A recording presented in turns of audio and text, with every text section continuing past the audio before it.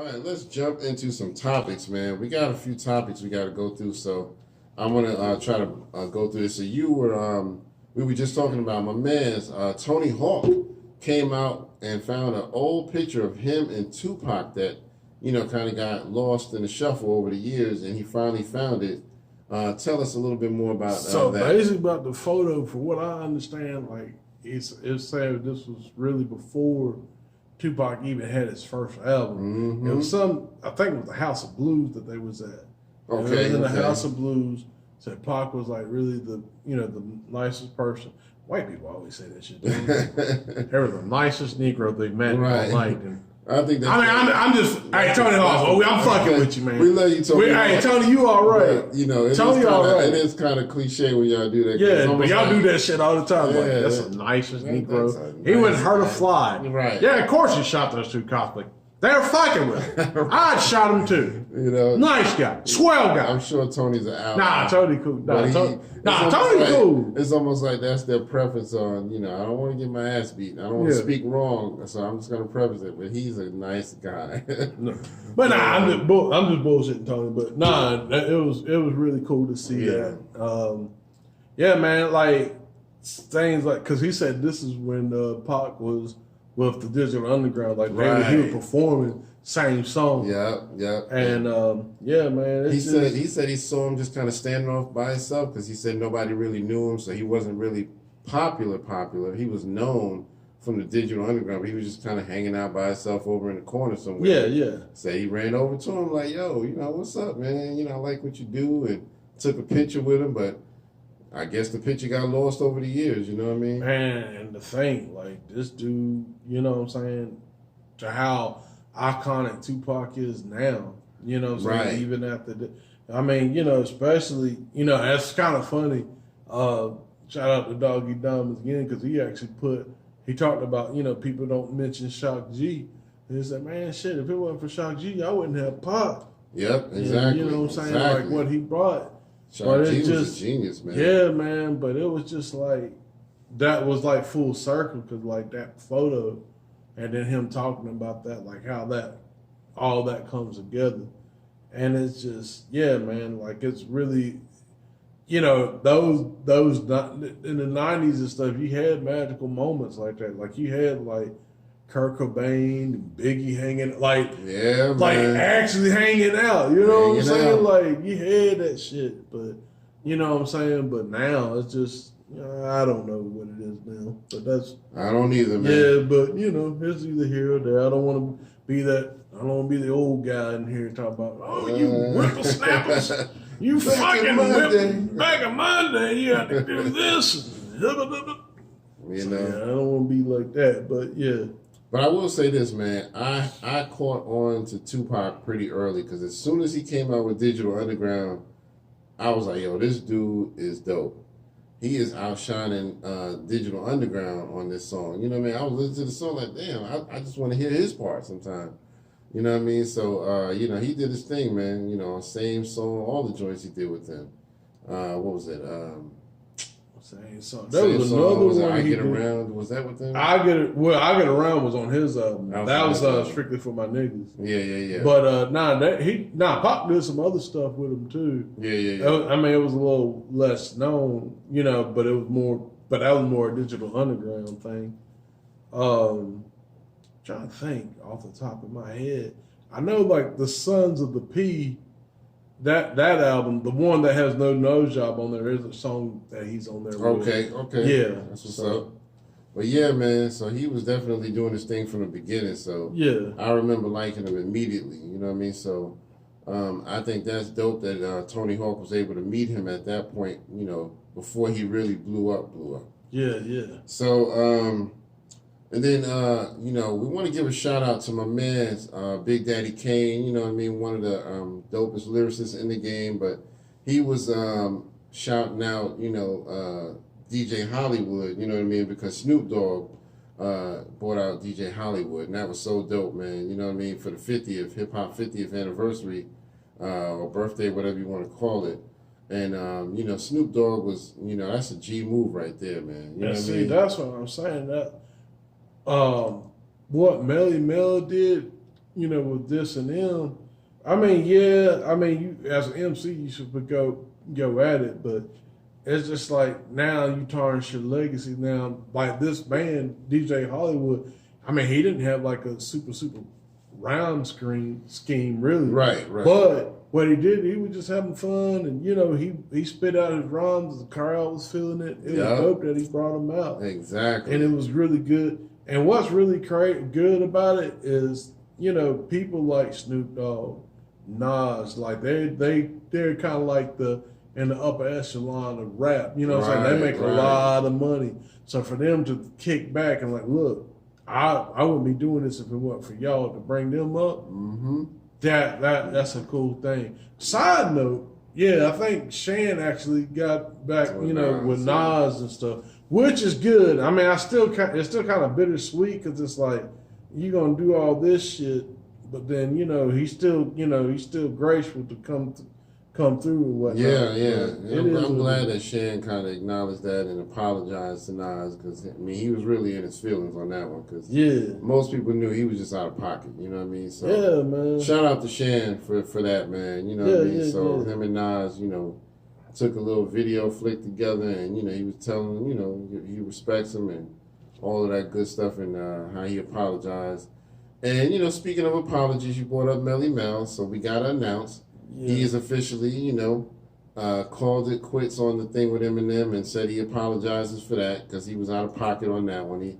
He actually said he regrets his response because it fell short. He said his actual response, he realized it fell short. Nigga, it's bomb, nigga. I'm sorry. It fell short by a couple of decades, bro. Shit, man. Nah, it fell short with the right. When he did that, I'm like, yeah. I mean, don't get me wrong. I know that's your trademark, but I mean, at the same time, like I don't know because like even with I think about like rappers like Rick Ross, because it's pretty much the same shit. But his is more like mellowed out. You know what I'm saying? It's like more for the So like when you're hearing that, it's like okay. Yeah. But you're and my man's on the reaction though. My man was like, I forgot who it was, but my man, please don't tell me you came in 2023 with the rock joint. Screwface. Screwface, yeah. Please don't tell me you came in here with the 2023 joint with the rock. Yeah, he kind of roasted Melly Mel. When he actually did the performance, like he was rapping like Melly Mel, that shit was funny as shit. I gotta see that, man. Oh, I had to see that. I'm gonna have to share that one on my Facebook page too. So, but I mean, yeah, I just hate that he, kind of took and really, like I said, a lot of people kind of got mixed feelings about it. But really, when I listened to the problem I had though, like I think M shouldn't have been on the man's track to diss him. Like, he should have been on his own. Like, that was kind of like, you know what I'm saying? Like, you got a new artist, he just gets started. And now you like, not that these people are going to whoop this guy's ass, but now you put him in beef, you know what I'm saying? Something he probably didn't really, want to be a part of. Like, he just want to rap and, but then it's like Eminem was like, yeah, we're going to put, I'm going to talk about this guy, I'm going to talk about the game. Right. Which actually, Game is gangster. I ain't gonna. Oh yeah. Yeah, nah, I ain't. Facts. I ain't gonna take that away from him. Game gangster. Yeah, man. But it's just a lot of beef that now you kind of inherited that. You know what I'm saying? Yeah. That didn't need to be inherited. Yeah, man. I'm just glad that it didn't go any further than Yeah. Like it's on wax. Yeah. And speaking of apologies, my man Uncle Luke, man, he said, and I kind of agree with him. He feel like, Florida is owed an apology because they didn't get really shouted out for hip hop 50th anniversary. And Florida, man, has done a lot for hip hop. Man, just like I was saying off camera, man, if it wasn't for Luke, love him or hate him, if it wasn't for Luke, the music that we got today would not be here at all because he fought and that group, Two Live Crew. Rest in peace to my man that passed away. Who's the Asian guy? Yeah, the Asian cat. I forget his name. He was like the first Asian cat in hip hop. You're right. Exactly. Yeah. So, but you know what I'm saying. Yeah. So my apologies. I forget his name. Yeah, we brought it up on the show, but yeah, like if it wasn't for them, they would not. Yeah, the sound that we got today, the landscape would not be there. Definitely, man. Yeah. So, yeah, man. And I mean, you know, that Miami-based sound, man, that's all them. You know what I mean? They brought all that into hip hop, and so they created a whole, you know, side genre of hip hop. You know what I mean? So, well, De La Soul technically shouted them out. They did. Okay. Yeah, I think they did like something about like I forgot what it was. It was on one of their albums, something about like Miami bass is cool with me, something like that. Oh, okay. That's yeah, something like that. Well, you know, it's kind of just like MC Shan said, you know, if you don't make me do the shows, keep my fucking name out your mouth. Nah, I'm just joking, man. I'm sure Uncle Luke ain't salty like that. But, you know, I definitely agree that Florida has to be acknowledged, specifically right there in Miami, man. A lot of Miami just blew up with hip-hop, man. Like us, you know, and then, love him or hate him, Ross is a powerhouse, man.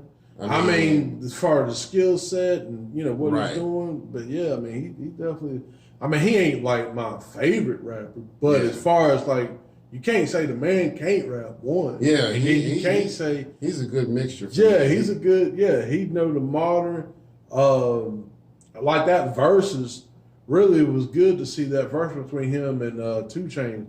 Well, 2 Chainz got Molly. Right. But it was still. Rosa said he ready to do another one. Because I would like to see him go up against somebody. You know what I'm saying? Because like he got storytelling. He got he got the club song. Like it was good to really see that because he had like a different. You know what I'm saying? So yeah, Florida definitely need to be put on the map, man. Wow. Especially like they get excluded. Because it's like even with the South, it's bad enough the South gets excluded, but then like Florida's like, literally pissing on Cuba. Right. Talking about like, nah, fuck that shit. Right. So, without 2 Live Crew, we wouldn't have had like the 69 Boys and Tag Team and Trina and Trick Daddy and come on, man, all of these people who just they took what Uncle Luke, that seed, and they just kind of blossomed it. You know what I mean? Yeah. So then, like you said, Rick Ross, Pitbull, Flo Rida, come on, man. Come on, man. The list goes on, man. The tag team, shoot, there it is. You put that on right now, people. Man. Yeah, man. Yeah. They, remember they was in that commercial a couple of years ago. Yeah. You know what I mean? That was funny. I like that little commercial they was in. But yeah, so definitely shout out to Florida, man, for the hip hop anniversary.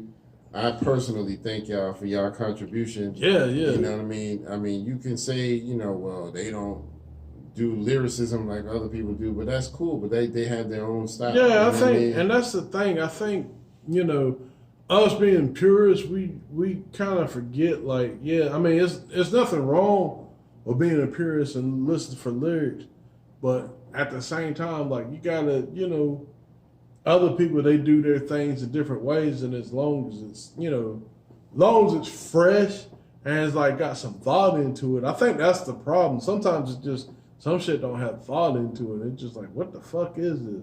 But some stuff is like, okay, this may not be boom bap, but all right, I can deal with it. Yeah, you know what I'm saying? Definitely. So I love it, man, because I was definitely pumping some of that music, man. 2 Live Crew, I was definitely pumping that they joined. I'm gonna rock. Exactly. Yeah. All of Shake it, man. Shake the Exactly. You knew what you was getting when you heard Uncle Luke in there, man. I was definitely pumping up Trina, you know what I mean? Trick Daddy, man, he was doing his thing in the early days, man. But either way, shout out to Florida. Let's move on because we got a few more topics. Yeah.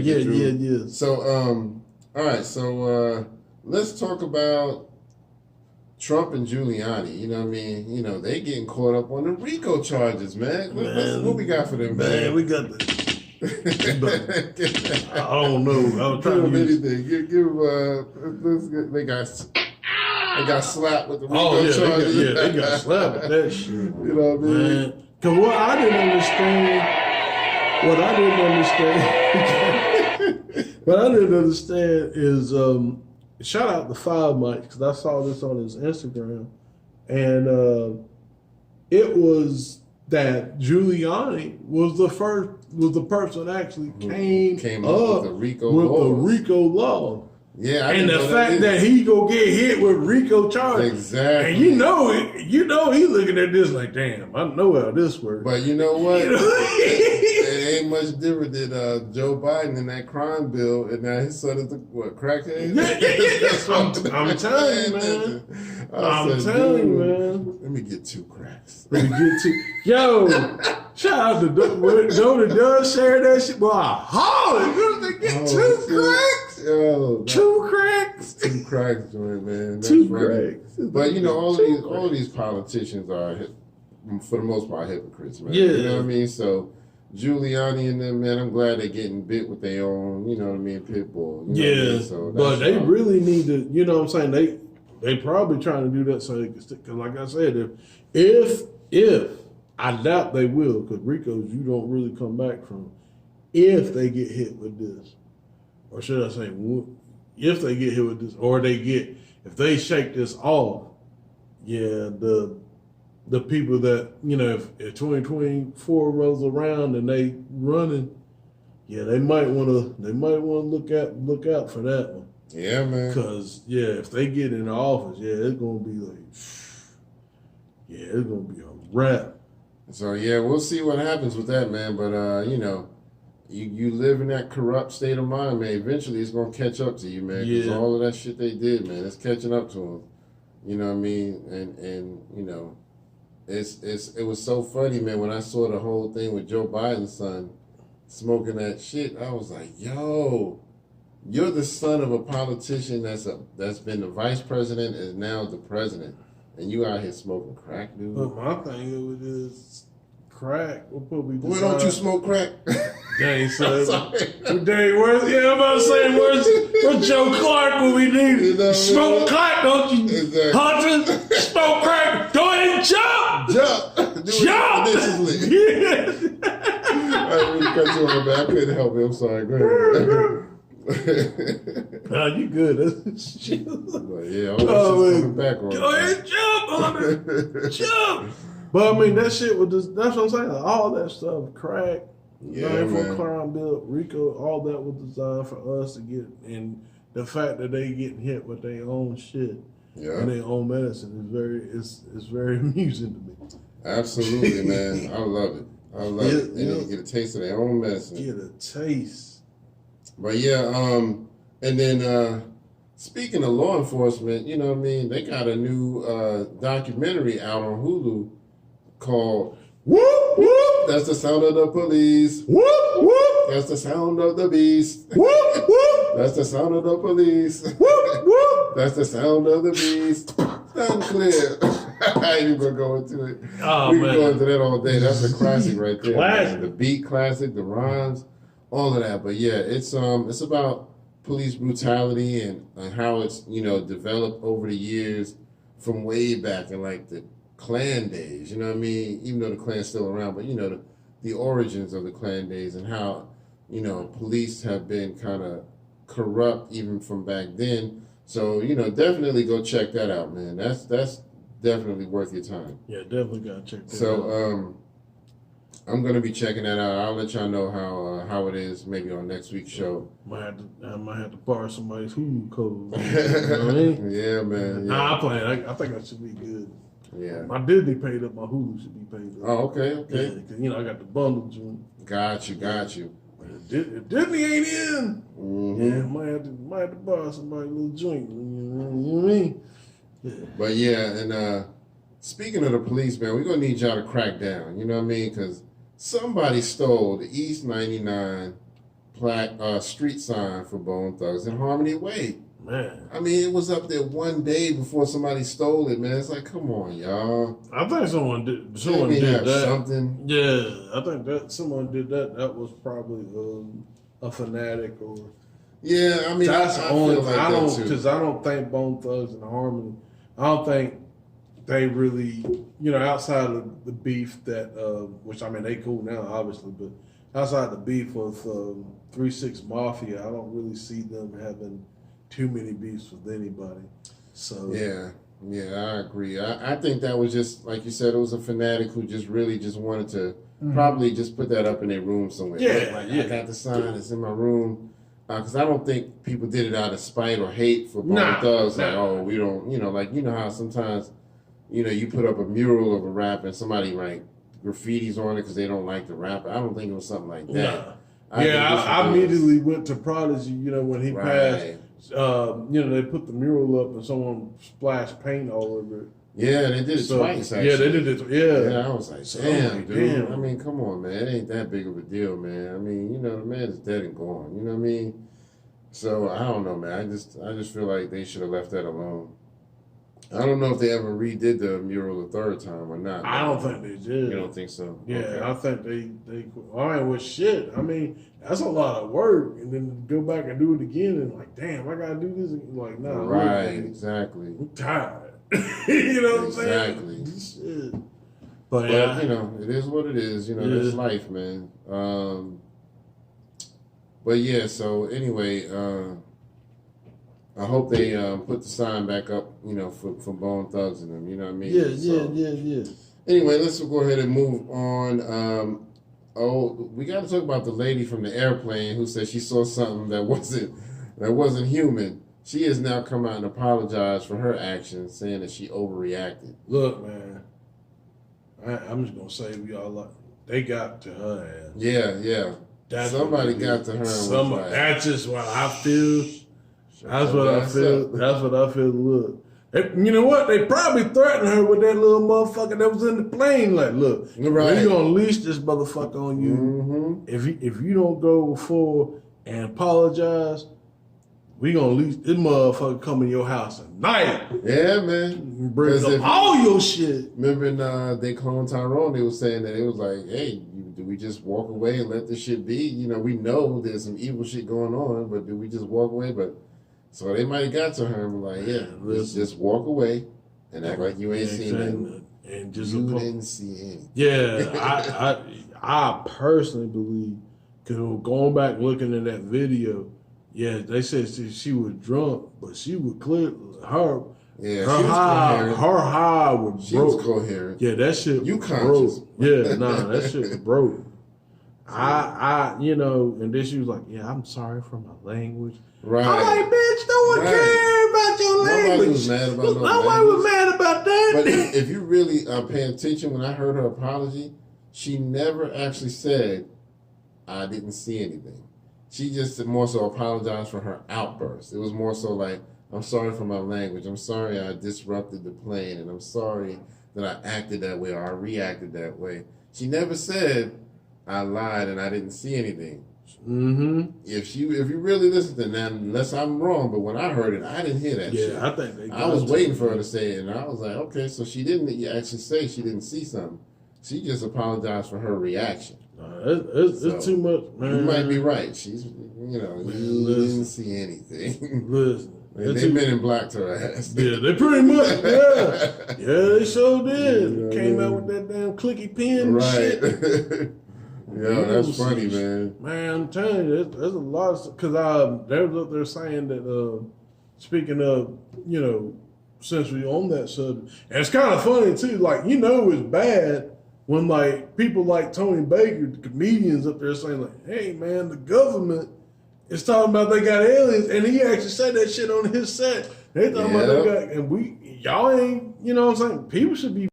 But the thing of it is, just we're so bogged down because there's just so much shit going on.